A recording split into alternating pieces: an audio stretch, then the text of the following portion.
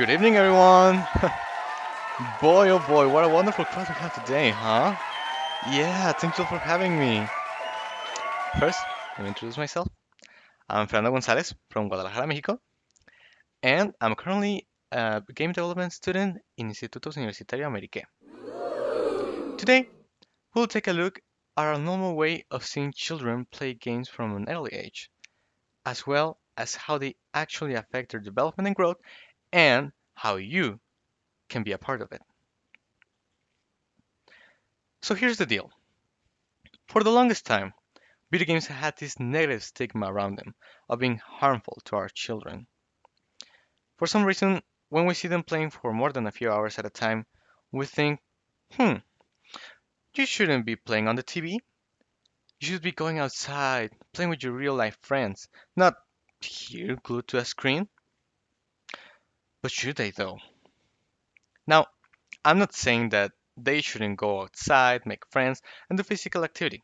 No, no one can deny that.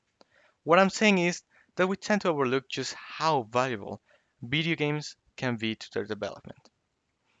To show you what I mean by it, let's take a look at this. This was Club Penguin, an online video game released in 2005 played through an internet browser in which its players were able to interact with other players and its virtual world. Because of its cartoonish style and the fact that it was developed and published by Disney themselves, the majority of its player base were kids from 6 to 14. Here, they experienced much of the same things that they did on typical console games, like doing challenges, playing minigames, and customizing their characters. But there was one aspect of it that was quite unique for its time: the ability to socialize with each other. Sure, kids were able to socialize between themselves for the longest time, but they were never able to do it to such scale. Every time someone logged on to Club Penguin, they had the possibility of meeting dozens of new people through this new thing called chatting. We often talk about how chatting has helped us, adults, stay in touch with our friends and family, but we don't often talk about how it made way for situations like this. He is Johnny. He's 6 years old, playing on his father's computer, and is completely clueless of what's about to happen to him.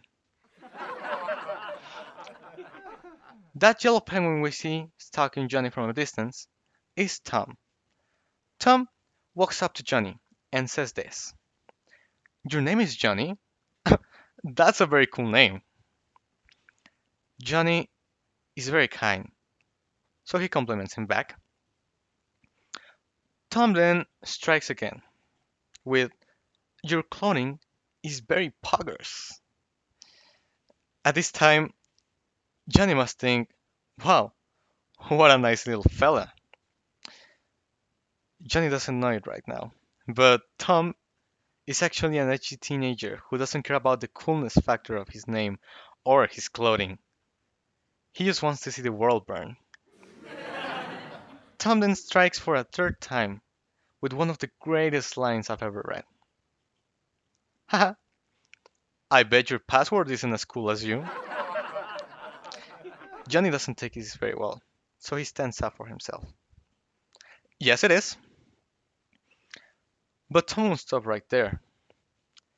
He wants to see it for himself. Sadly, Johnny gives in to his emotions and actually tells him his password. Suddenly, Johnny went from enjoying his time in Club Penguin to feeling confused about why he wasn't able to log onto his account anymore. Johnny was scammed. He cried for a long time and was sad for the rest of the day. But even though he didn't know it at the time, his experience getting scammed at the age of 6 helped him avoid scams later in his life. Situations like this aren't uncommon in the world of video games.